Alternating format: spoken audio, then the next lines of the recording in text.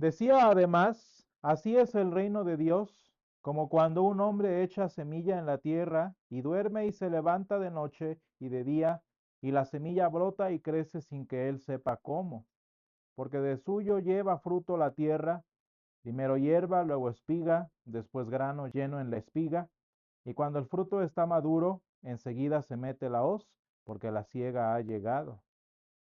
Decía también, ¿a qué haremos semejante el reino de Dios o con qué parábola lo compararemos? Es como el grano de mostaza, que cuando se siembra en tierra es la más pequeña de todas las semillas que hay en la tierra, pero después de sembrado crece y se hace la mayor de todas las hortalizas y echa grandes ramas de tal manera que las aves del cielo pueden morar bajo su sombra. Con muchas parábolas como estas les hablaba la palabra conforme a lo que podían oír, y sin parábolas no les hablaba, aunque a sus discípulos en particular les declaraba todo. Señor, esta es tu palabra y tu palabra es verdad. Santifícanos en tu verdad, te lo pedimos. Amén. Cuando iniciábamos la temporada de Trinidad, una de las anotaciones que hacía yo al respecto del calendario cristiano es que es un momento en particular en el que nosotros ahora reflexionamos sobre nuestra vida cristiana a partir o a propósito de lo que Jesús hizo desde pues obviamente el tiempo de Adviento, en la profecía de su llegada, hasta su resurrección y su Pentecostés. De manera que de muchas formas la estación de Trinidad nos concede la oportunidad de pensar un poco más sobre nosotros en cuanto a nuestra relación con Dios, en cuanto a su cariño y su trato hacia nosotros, pero por sobre todo la obra que su Espíritu hace en nuestras vidas a través de la palabra, a través de la semilla que Él siembra en cada uno de nosotros. Y hermanos, cuando entonces pensamos un poco más en lo que Dios hace en nuestras vidas, es un momento importante y bonito quizás para nosotros darnos cuenta lo que el Señor quiere hacer de nosotros, con nosotros y a través de nosotros.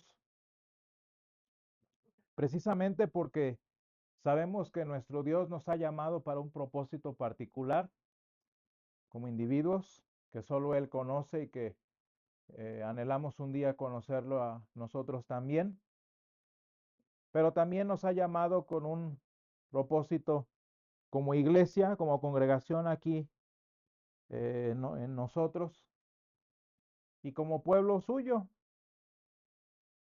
como pueblo apartado para Él. Y hermanos, a veces es necesario que recordemos que el Señor tiene un propósito para nosotros, precisamente porque muchas veces, precisamente en las crisis humanas, pues llegamos a vernos a nosotros mismos con falta de propósito, nada más en un nivel profundo existencial, sino también en nuestra propia cotidianidad, ¿no? ¿Para qué estoy haciendo esto? ¿Por qué debería esforzarme en completar aquello? Y todo a la luz precisamente de lo que sabemos que el Señor hace en nuestra vida. ¿Para qué el Señor me ha traído a esta congregación? ¿Para qué el Señor me ha traído a su pueblo? ¿Para qué el Señor me puso en el trabajo en el que estoy?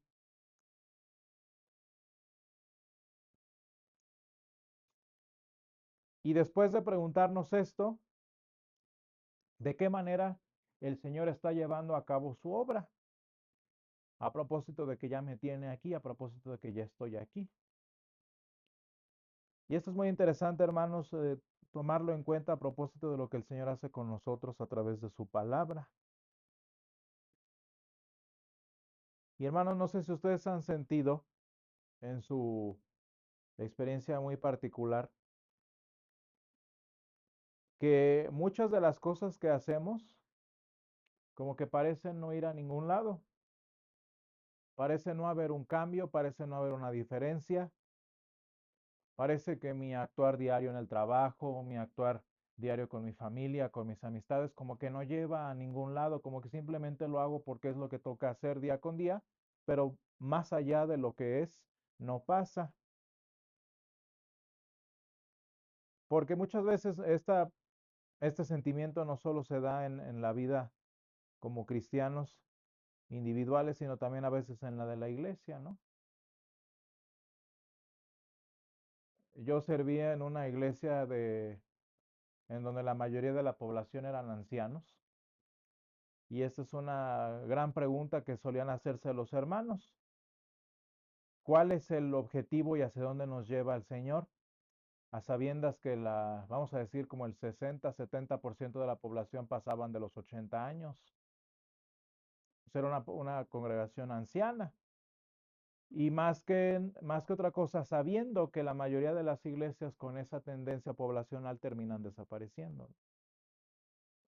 De ahí que ustedes se darán cuenta que si nosotros a veces tenemos duda de para qué seguir haciendo lo que estoy haciendo y por qué lo estoy haciendo, imagínense ellos que saben que ni siquiera la pregunta de qué voy a hacer después cabe, porque puede ser que debido a su edad no haya un después.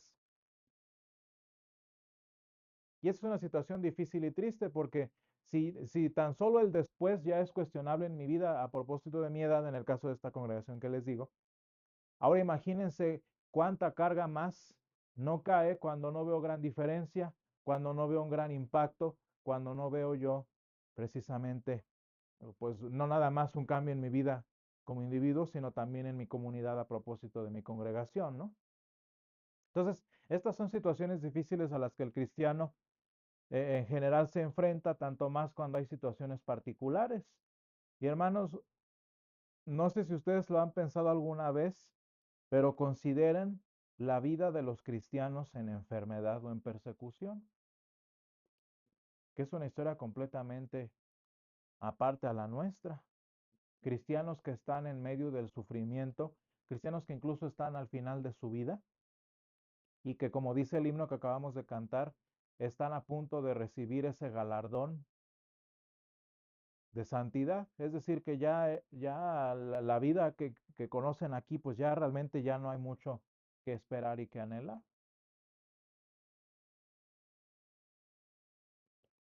Qué triste, hermanos, es caer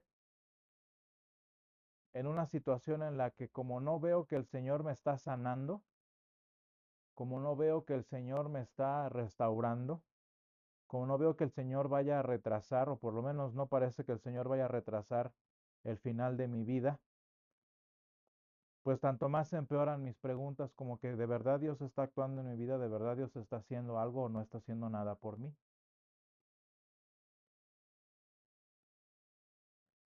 Y hermanos, yo diría, para la mayoría de los cristianos, pues es nada más ponte a trabajar, ponte a hacer otra cosa, deja de tener la mente desocupada, ¿no? Pero para el cristiano que de verdad está ya en una situación final de su vida, en una situación de gravedad profunda, no nada más de salud, sino que incluso vamos a decir, familiar o emocional, si el Señor está actuando en mi vida o si el Señor quiere algo de mi vida, ya se vuelve un poquito más relevante y más profundo. ¿Qué quiere el Señor de mí en esto que estoy pasando? Y si está haciendo algo por mí.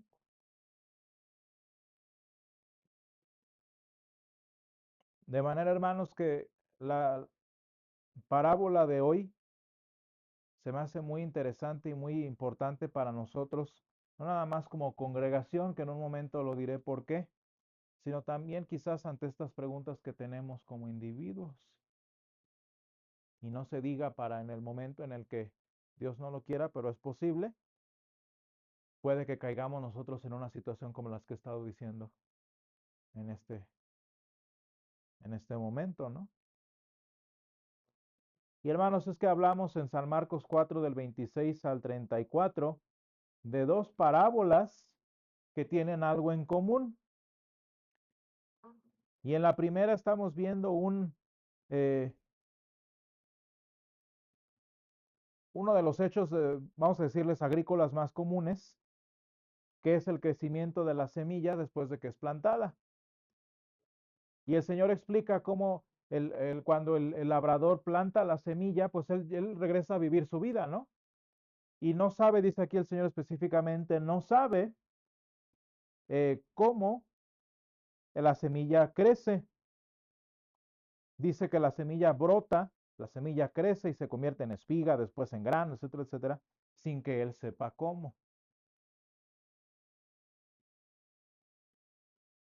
Y luego dice en el versículo 31, hablando del grano de mostaza, que aunque dice la semilla más pequeña, una vez que crece se vuelve la mayor de todas las hortalizas. ¿Qué tienen en común estas dos parábolas, hermanos, más allá de lo que aparenten decir? De pura entrada, ni los campesinos de aquel tiempo, en tiempos del Señor Jesús, ni los de hoy, no es que no sepan cuándo crece. De hecho, saben más o menos cuándo va a crecer, ¿verdad que sí? Saben más o menos los ciclos y las épocas, porque por una razón lo siembran en tal época del año, ¿no? Si saben que vienen lluvias, si saben que vienen heladas, bla, bla, bla, pues ellos le calculan más o menos cuándo va a salir la semilla para entonces plantarla. O sea, no estamos hablando de que es un misterio que se hace a ciegas, ¿no?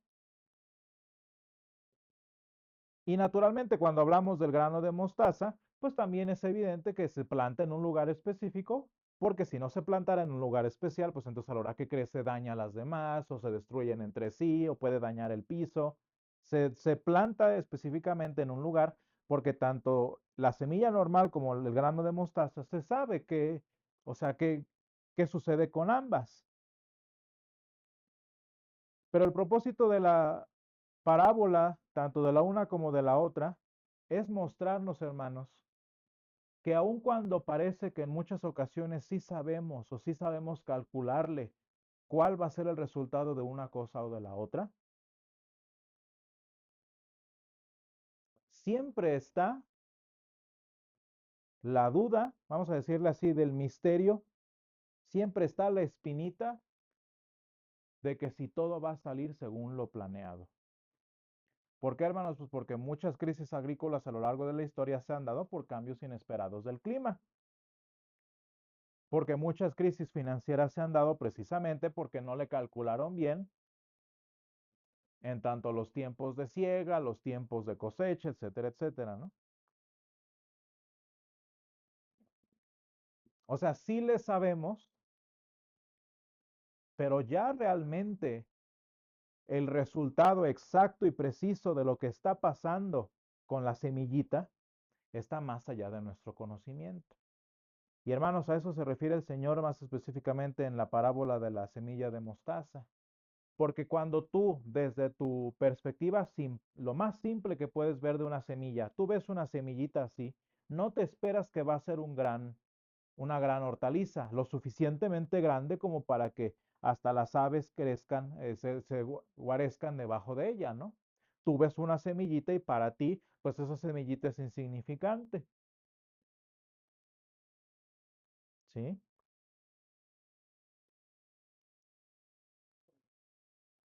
Y porque aun cuando seas un granjero experto, aun cuando lo estés monitoreando con toda la tecnología que hay hoy en día, siempre está la sombra de que, y si sale mal, lo único que vas a poder saber decir de eso es que salió mal. ¿Por qué? Pues salió mal.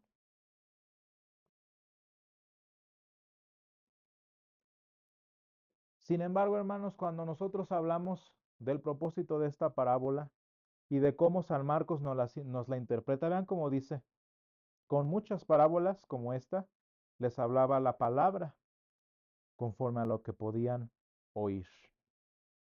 ¿Por qué, hermanos? Pues porque cuando ya nosotros en nuestra vida cristiana consideramos a la semilla, esta semilla, hermanos, no es otra cosa sino la palabra de Dios que Él siembra en nuestra vida.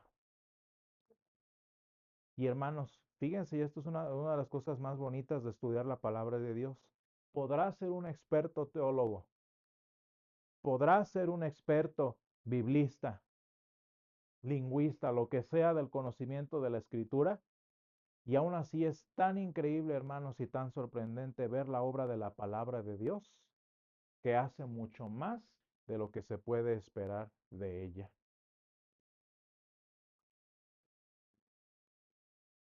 Y es que, hermanos, muchas veces en nuestra vida humana, la razón por la que nos sentimos como que no está pasando nada, como que el Señor no está haciendo nada, es que nos sentimos muy expertos en los resultados y en el potencial que esta semilla que el Señor siembra en nuestra vida puede llegar a hacer.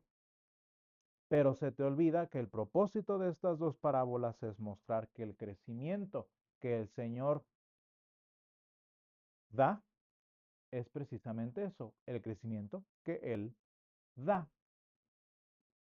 No lo que tú sabes, no lo que tú proyectas, no lo que tú infieres que va a hacer. ¿Por qué, hermanos? Pues porque por mucho que le calcule el granjero, si viene una helada inesperada, ¿dónde está toda su proyección?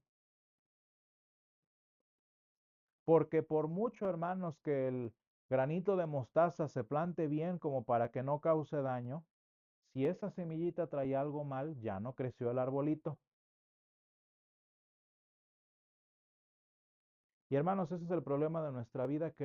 Queremos y creemos saber demasiado de lo que el Señor deja para su sola potestad.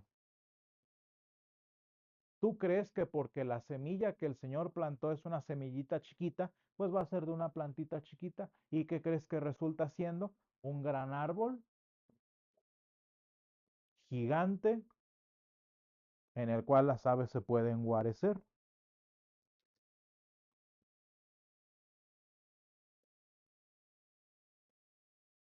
Y hermanos, cuando nosotros hablamos de nuestra iglesia, de nuestra congregación en particular, no sé si ustedes se han dado cuenta que como que parece ser que nuestra parte de nuestra misión, pues de alguna manera particular a nuestra situación, ha sido el quizás sembrar una pequeña semilla en las personas que van de paso.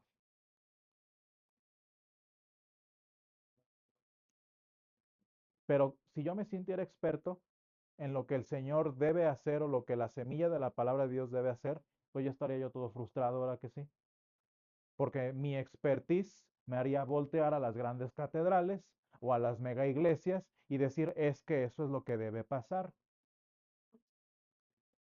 Cuando no me doy cuenta, hermanos, que el propósito de estas dos parábolas es darme cuenta que el crecimiento que el Señor da va más allá de mi conocimiento, de mi juicio, de lo que el Señor está o no haciendo en mi vida. Y hermanos, nosotros no sabemos, pero estaba de hecho escuchando en la semana una historia muy bonita de un seminarista que la platica su compañero, ¿no? El compañero platica que esta persona fue al seminario sin saber nada, así nada, de esos que van porque pues sintieron el llamado, pero no saben nada, y luego le sufren porque hay que estudiar un montón de cosas. Porque una persona entró a su tienda donde vendía objetos tecnológicos o como refacciones para computadora y eso, y era un cristiano que entró y le dijo, oye, no, le pidió bla, bla, bla, y luego le dice, y le habló de Jesús. Y esta persona dijo, yo no quiero saber nada de Jesús, agarra tus cosas y vete, a mí no me interesa Jesús.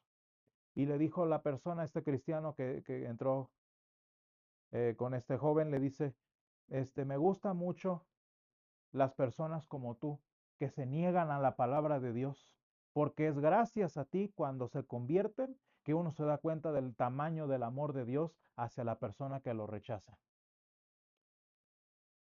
Y esa semillita que se le quedó allí en el corazón, una semillita de mostaza, ¿qué fue, hermanos? Una conversación pues de calle, ¿no? ¿Qué es lo que hizo en este individuo? Pues de pura entrada lo llevó al seminario y eso es lo más, eso fue, vamos a decirle de alguna manera, eso es lo más pequeño que hizo en su vida, ¿no? Hermano, nosotros no sabemos si nuestro ministerio como iglesias es quizás nuestro llamado, hacer quizás un mesón, ¿no? En donde compartimos la palabra en la semana, en el mes, en el año en el que la persona esté con nosotros antes de que siga con su vida, pero nosotros ya dejamos un pedacito. Nosotros ya sembramos una semilla que es la palabra de Dios. Y hermanos, cuando nosotros hablamos en nuestra vida particular, ¿qué te tiene el Señor en tu trabajo? Tú dirás, pues es que mi trabajo es irrelevante, pues es que mi trabajo está bien aburrido. Hermanos, pero no sabemos si el Señor nos puso allí para sembrar una semillita de mostaza que después con el tiempo se va a convertir en un gran árbol. Y hermanos, no sé si ustedes se dan cuenta, pero esto le da un poquito más de sabor a nuestras vidas que a veces se vuelven insípidas porque no coinciden con lo que nuestra expertise de lo que una vida exitosa debería lucir.